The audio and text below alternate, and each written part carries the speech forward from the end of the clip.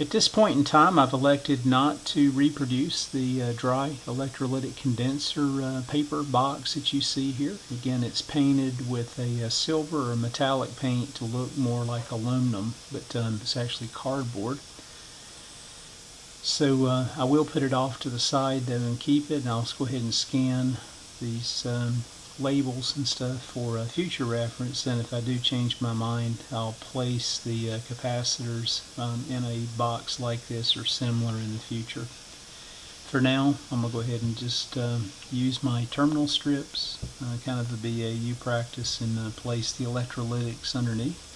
You can see the chassis after a afternoon of cleaning, and it cleaned up pretty well. I tried not to scrub very hard or get very aggressive around the areas that had the written information in pencil.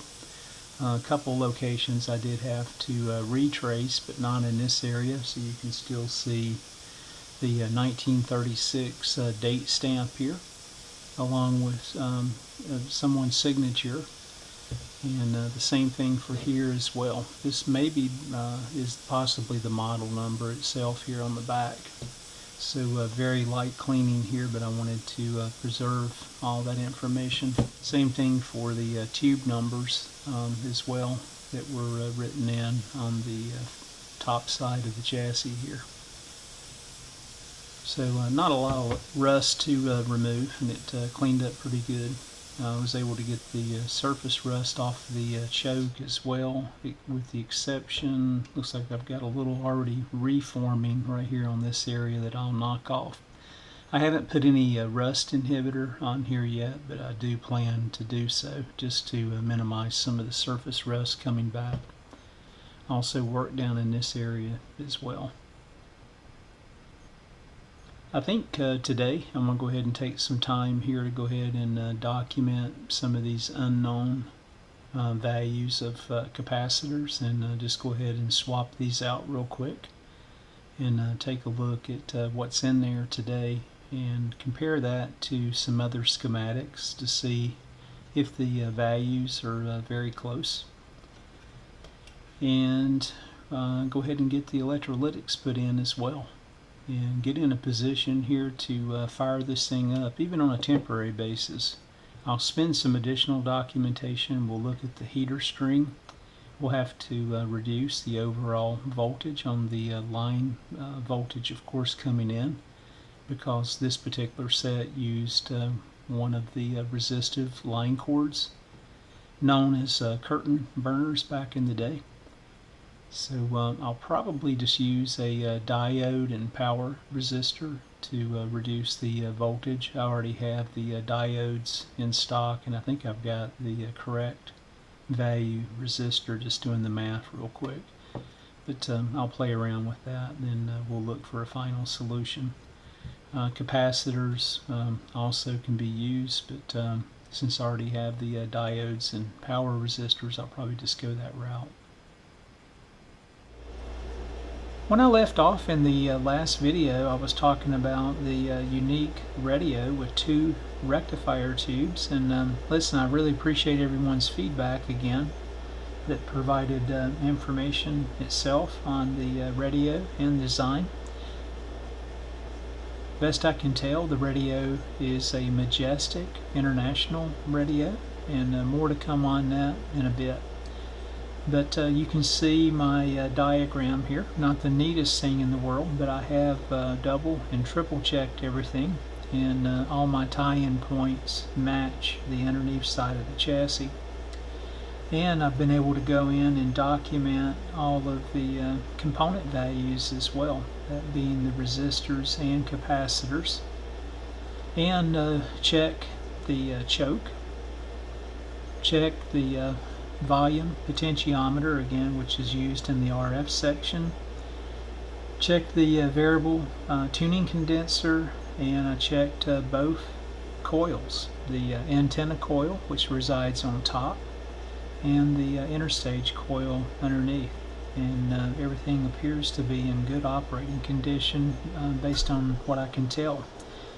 In addition, all 5 tubes appear to be in good shape and good health according to my tube tester. Again, that's not always the case when you put them in operation, but at least the tube tester's given us the all green. So again, one thing that really caught my attention on this radio, the 2 rectifier tubes that are used. And I thought that has to be incorrect, but it's actually correct. There's 2 of the 6 Z5 rectifier tubes used. Let me flip over to another page and I'll show you guys how they're wired underneath, looking at more of a schematic view so you can follow along. So if you look at the tube manual, it seems that Majestic is the one that kind of pushed for the 6 Z5 tube to be put in production. I'm not sure how many companies actually made the 6 Z5. If somebody has that information, that'd be really cool to know. There's not a lot of documentation out there on the tube itself. Again, I think it was rated at 60 milliamps maximum for the output, and I should be underneath that here. The tube is a full wave rectifier, but you'll notice that I have it listed as half wave, and that's the reason for that is because the tube itself, the way the wiring configuration is done, and I confirmed this on my O-scope, it's actually operating as a half wave rectifier. So you can see here on the left, again, I've got my 120 volt AC line comes into the single plate, but you can see they've got both plates coupled together here in the tube. So that's pin numbers 3, pins number 5. And then what they've done on the cathode off of the first tube itself, they're feeding the cathode back over to the cathode on the second tube. And again, you'll see the second 6Z5 here as well. The plates are tied together. If you look at the output on the oscilloscope, again, it indicates a half wave rectifier, and the B plus voltage under load is about 125.3 volts DC. Anyway, the other odd thing again is the heater configuration for the tubes. They're actually operated in series, and when you look at the manual for the tube itself, when you operate it in series, your connection points are from pins 2 to 6, and that's exactly how the tubes are hooked up in the heater string. And I'll show you another example of that in just a moment, how each tube in the heater string is connected, and then we'll look at the heater voltage and the drop itself across those particular heaters.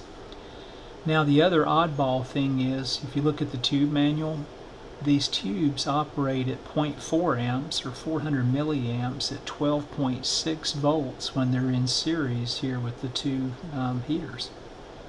So what I did was hook up my AC power supply and look at the current draw, and confirmed that sure enough, each tube being just a little bit different from each other, just based on the age and condition itself of the cathodes and heater, I'm sure, draw very, very close to the 0.4 amps or 400 milliamps at 12.6 volts, or at 25.2 when wired in series. What makes that interesting is the remaining tubes in the radio, that being again the 43, the 6 C6 and the 6 D6, all operate at 300 milliamps. There's no shunts or no shunting resistors or anything that I can see on the other tubes. So what they've done by design is operate the 6 Z5 tubes at a reduced heater voltage. So what I wanted to do is operate the tubes here in this radio at 300 milliamps again, so I don't exceed or blow out the heaters themselves in the remaining 3 tubes. So what I did again was hook up the tubes in series and applied voltage. starting at the max voltage of around 25.2 volts, and again just confirming that the tubes themselves were drawing right at 400 milliamps. They were, or slightly under that. I think it was roughly 390, or just above milliamps. And I reduced the current, or voltage, until I got down to 300 milliamps, and then recorded the heater string voltage at that point in time. And you'll see in another drawing I have that the voltage itself was around 8 volts or so, plus or minus a bit, applied to the heaters. It's obvious you're not getting the full potential or full current load out of the tube with a reduced heater voltage as such. Anyway, my first seeing that, and again, so there is a mix of tubes here. Again, the 0.4 amp and the 0.3 amp. Let me flip this over here and let's look at the documentation for the full heater string. Okay, you can see here I've got everything laid out, and you can see I'm going to leverage Ohm's law just a bit, and I've got some things notated at the top. But again, if I take the two 6Z5 tubes, and again I'm just showing a single heater here, but again those heaters are wired in series internally, and you can see the connection points again, pins 2, 6, 2, and 6. If I look at the voltage drop across the tubes at 300 milliamps itself, I can calculate the resistance in ohms. So I'm looking at the tubes as they were totally resistive. And I've done the same here for the type 43 tube, the 6 delta 6 and the 6 C6. So I have all of the resistance roughly, plus or minus a few percentage points of what the resistance itself would look like. Now, in most cases, because I already have everything that I needed, I had bought up a bunch of the 1N5408 diodes in the past, so I'm going to use it, and I've already done so actually. I've used the diode, and it happened to work out that I only needed a 100 ohm resistor here on the output side of the diode itself to feed the heater string. There's a great spreadsheet that's out there I'll reference here in the video description that does these calculations for you, or you can simply just work out the math in just a couple moments on a calculator. Here's my actual results itself. On that first tube, 7.9 volts, or roughly 8 volts, you can see for the heater. Again, spec'd out to operate at 12.6, again 8.2 on the second, and you can see where the 43 fell in extremely close. I've always tried to shoot for plus or minus 10% for the heaters, and I think all these fall within those parameters, so I'm just under 25 at 24.83. And the voltage here across the heater string for the 6 delta 6 was 6.659 and 6.501 for the 6 C6. So again, using the combination of tubes that are there, as well as the 1N5408 diode and the 100 ohm resistor that's I've got rated at 25 watts. And by design, I think I'm operating the resistor around 9 watts. I've got it affixed to the back side of the chassis now, acting as a heat sink. Probably not the perfect heat sink, but I think it will suffice and will be just fine.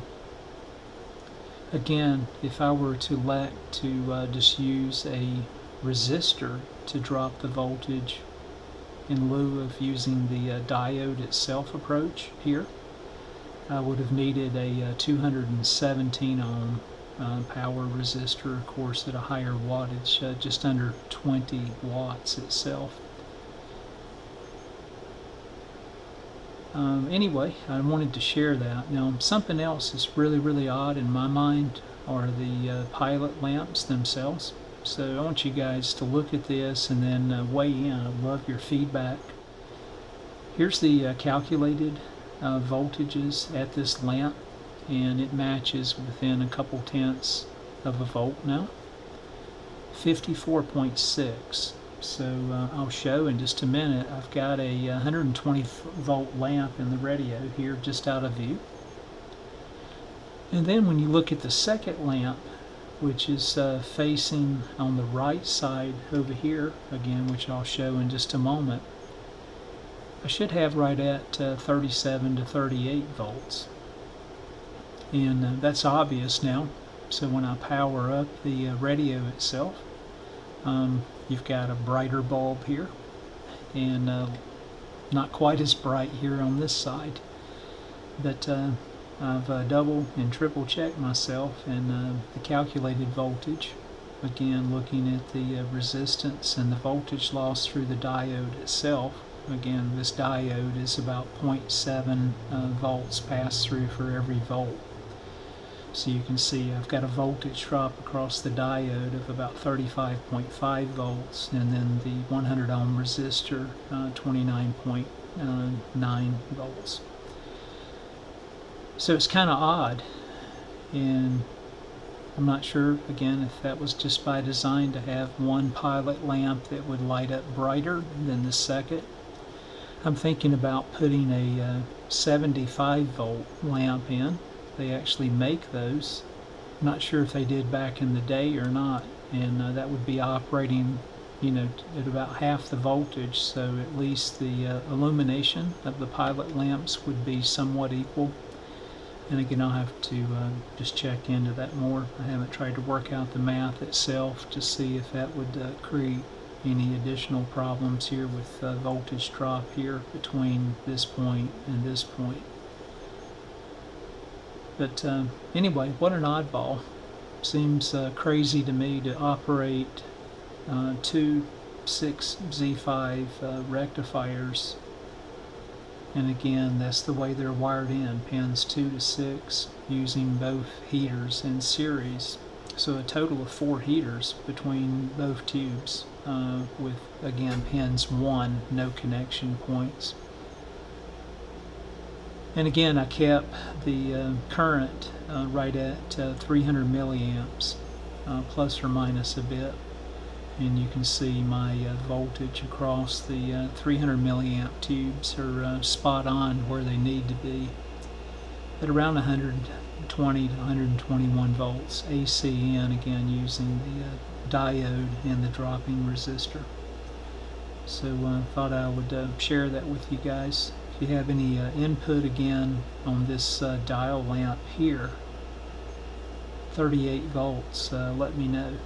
I'd really like to use the original configuration and not modify it itself to mirror this. I realize I could tap in, just make some circuit changes, but this is kind of intriguing in my mind, why the designers themselves would have had a higher voltage here and less voltage at this point. Alright, let me turn the radio on here. Let's let it play here for a minute. One thing I did notice again with the rectifier tubes operating at such a reduced current, 300 milliamps versus the 400 in the reduced voltage there. On the heaters, the warm-up on the set itself is seconds longer than your normal or traditional 300 milliamp string. So I think that's of course to be expected. Let me get this thing plugged in here to the Variac, turn it on, and I'll play it just for a moment. See if we can find something here that we can play for a few seconds or so. Yeah, before I turn it up too, you'll notice that I've got a thicker line cord on this. This is some lamp cord that I had a while back, and it's not one of my favorites, but it really looks great for this radio because some of the resistive line cords were rather thick in diameter, So this is a closer match to possibly what the resistive line cords looked like back in the day. So definitely gives it kind of a cool look, and of course I've put an old plug on the other side of it. It's a non-polarized plug because I only plan to play this radio off of my my Variac at this point in time. You can see the chassis itself cleaned up well. I had already, I think, been showing some photos there earlier where I removed basically everything: the volume control, the speaker that has the integrated field coil, and the output transformer, and the tuning condenser. I actually soaked it in Evapo-Rust and then run it through the ultrasonic cleaner numerous times. This antenna coil is free floating. That's still kind of a problem for me. There's no way for me to mount that in the existing location back to the tuning condenser, so it's something I'm just having to be very cautious with. These jumper wires are solid wires between the capacitor section here and the ground. But again, someone could come in here with the antenna itself, like I've got hooked up here, just a wire antenna that goes outside the home, and damage the antenna coil. So I've got to secure that once I get it back in the cabinet, or look for other means and methods to secure the antenna coil. I mentioned the pilot lamps, what I have in there again for now, and you'll see those illuminate, and I've got the lights kind of dim, so when you see this thing fire up, you'll see what I'm talking about. Let me flip it over real quick before we apply power, and I'll show you the underneath side, what I actually did here on the restoration. It cleaned up really good.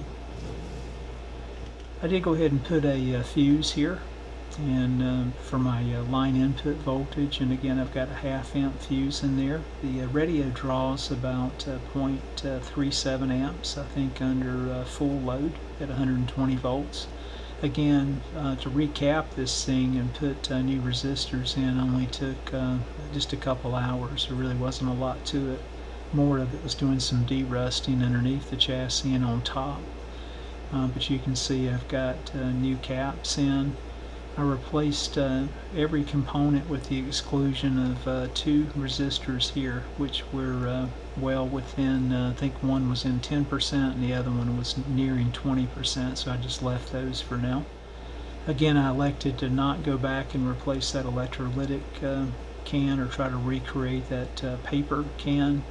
You can see how terminal strips here worked out perfect to put all the capacitors in. So I've got 22 microfarad electrolytics here, here, and here, and then this is a 10 microfarad cap here, and I think that's on the 43 tube side. And here's my diode, and again everything to reduce voltage is on tied in on this side here. So I've got my diode here, and then you can see it's looped back. And I've got everything here tied back into my power resistor here, and I'm using this whole back plane area here and the underneath side where there's no tubes as the heat shield. Now it gets really nice and warm here, but I think that's going to be just fine. I am using a new product here to be able to attach the power resistor to the chassis. Let me grab that real quick and show you guys what I used for the first time. Okay, this is the epoxy that I used. It's called Arctic Silver. It's a thermal adhesive. And Sporadic Z made note of this in one of my earlier videos that dates back maybe a year or 2 years ago. So if you're watching, thanks for the lead. I normally just use a normal epoxy quick dry, but anyway, it's my first time trying this. Again, it mixes up like any normal epoxy. It sets quick. Again, a very thin layer here applied. and used a clamp and just clamped it on there and waited for about 12 hours or so before I even brought any power up, just due to the heat itself. But looks like I've got great contact. So, and it definitely dissipates the heat well, because I can feel the heat now on the chassis in this area as well as the whole back plane itself. So it seems to be working nicely and conducting heat away from the power resistor itself. So again, my first using part A, part B of the Arctic silver thermal adhesive. But you can see again how well everything cleaned up. I do have another video that I want to do on this radio. It's kind of interesting. I think I had someone reach out to me, and I get confused myself still at times about the schematics themselves, especially around coils as such, and how they tie into the tuning condenser. So I think one of the things I did not share on the little Peter Pan radio again is kind of more detail, looking at the schematic itself in relationship to the physical location and components. So just look for a future video that I'll upload that shows again the schematic and also the physical layout of such, looking at the antenna coil and the tuning condenser itself, just to show how everything looks on the schematic in relationship to the physical locations in the radio itself. The other thing too was pretty cool about this radio, even though I think this odd design here with the two rectifier tubes is at a reduced voltage is odd, you still use a choke in addition to the fuel coil. So I've got a choke to help clean up some of the the ripple itself and clean up the DC, and I've also got the fuel coil itself. So basically 2 chokes installed, along with 3 capacitors here dedicated on the B+ side. Alright, let me flip this back over and we'll power it up. And you guys, again, take note of the pilot lamps that I'm talking about. Again, you'll notice this one really lights up nice and bright, and this is the one that has the reduced voltage here of around 38 volts versus 55. And of course, as the filaments come alive and we pass voltage for the first time, this one will get very bright and then kind of back off just a bit, but I'll go ahead and bring it up at full voltage at 120 volts here. Let me just flip the radio off. Make sure my variac is set for 120, 121 volts, and we'll just flip it on. And you guys can kind of see the warm-up time that I mentioned as well. Okay, we'll flip this on.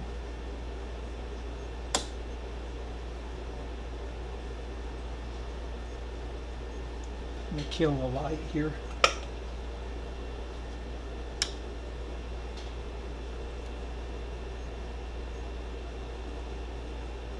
And you can see what I'm talking about here. Of course, all the tubes are lit, if that's showing up. I'm going to go ahead and crank the volume up around wide open.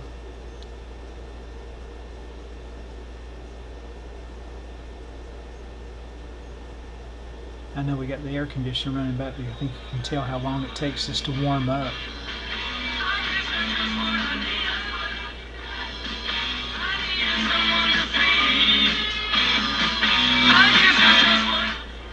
So it's got a long warm-up period, but once it kicks off, it kicks off and plays tremendously well. It makes me really want to grab my Peter Pan radio and tweak it and see what's going on. I'm not sure. I can't recall. Maybe I overlooked something. This particular TRF set plays, I don't know, much better than the Peter Pan. So maybe that has to do with the the RF tube itself in there, shielding or whatever. So I may play around with it again at some point in time.